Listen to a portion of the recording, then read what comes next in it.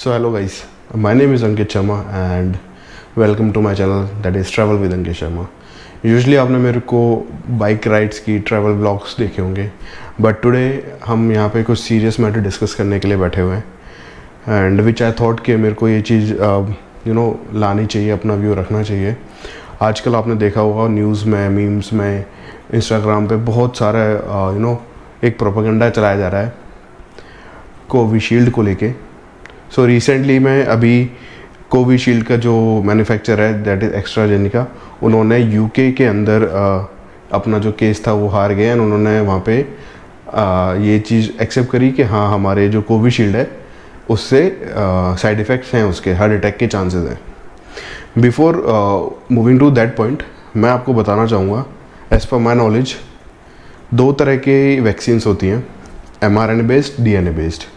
And जो DNA based होती हैं उन सभी वैक्सीन्स में मेरे हिसाब से जो मेरे को थोड़ा बहुत आइडिया है सबके साइड इफ़ेक्ट्स होता है. तो ये कोई बहुत बड़ी बात नहीं है कि साइड इफ़ेक्ट्स हो रहे हैं उसके, ठीक है, हर वैक्सीन के साइड इफ़ेक्ट होता है.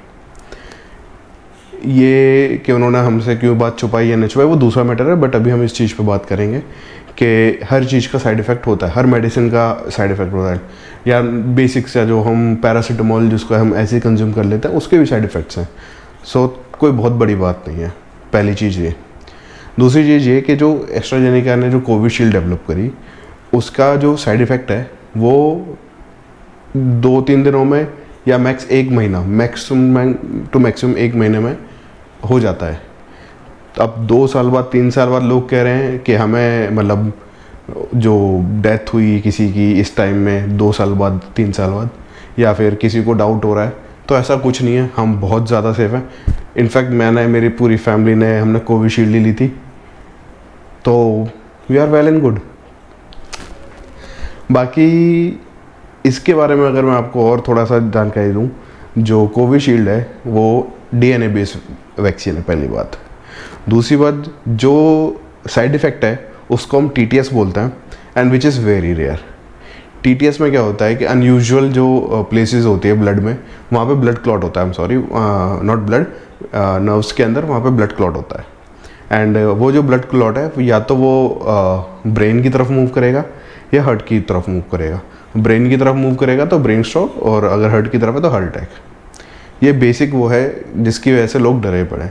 But as I already mention 2 साल बाद 3 साल बाद कुछ नहीं होने वाला.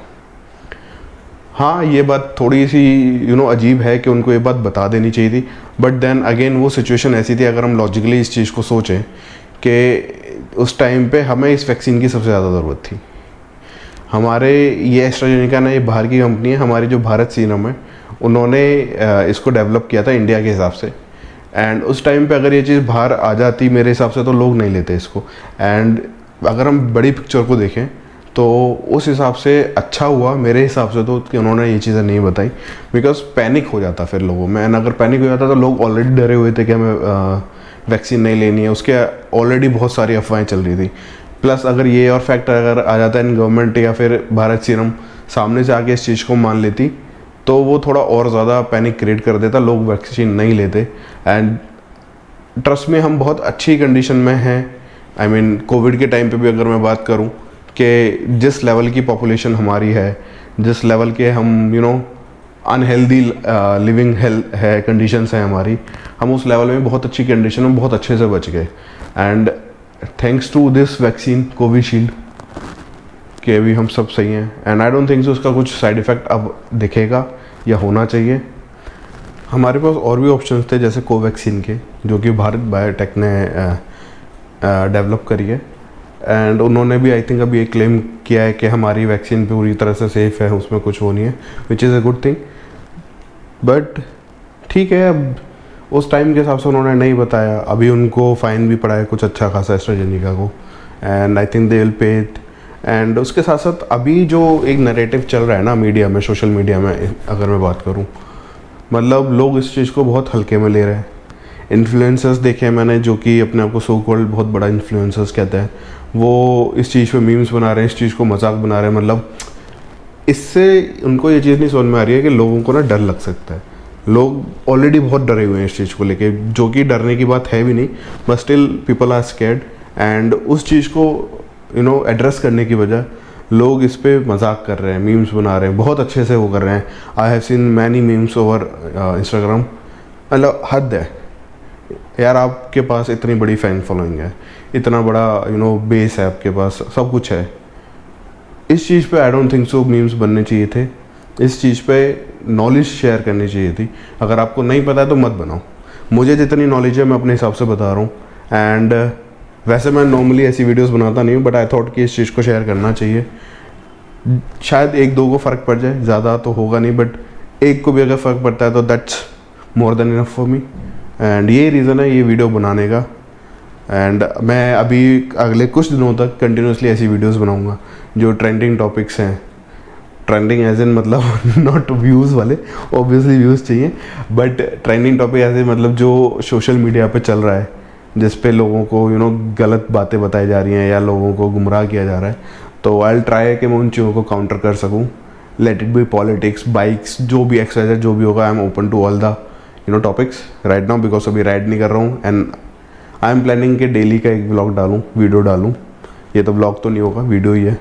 सो या एंड या बी सेफ, कोई टेंशन की बात नहीं। कोविशील्ड आपने ले लिया, अगर उस टाइम पे अगर आपको कुछ नहीं हुआ 1 महीने के अंदर, तो अभी भी कुछ नहीं होगा।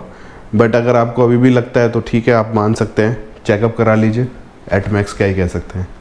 एंड या डॉक्टर्स को काफ़ी सारे लोग परेशान कर रहे हैं इस चीज़ को, बार बार उनको कॉल कर रहे हैं कि आपको हमें बताना चाहिए था, आपको हमें बताना चाहिए।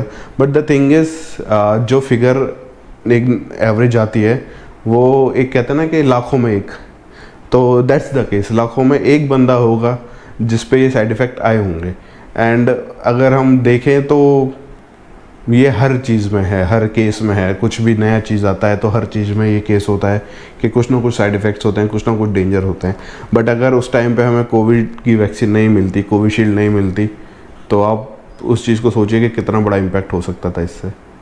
मतलब बहुत सारी जानें और जा सकती थी। तो it's totally up to you, आपका क्या डिसीजन हो सकता है, आप इसको कैसे काउंटर करते हैं, कैसे देखते हैं। And this was all my thoughts, this was all my points जो मैं आपके सामने रखना चाहता था। So thank you so much. हो सके तो शेयर करिए, सब्सक्राइब करिए एंड लोगों में फैलाइए। मे बी आपके फैलाने से, इस वीडियो को शेयर करने से कुछ बेनिफिट हो जाए लोगों का। चलिए, तो मिलते हैं कल नई वीडियो के साथ। एंड टॉपिक अभी तक नहीं पता है तो विल सी। चलो।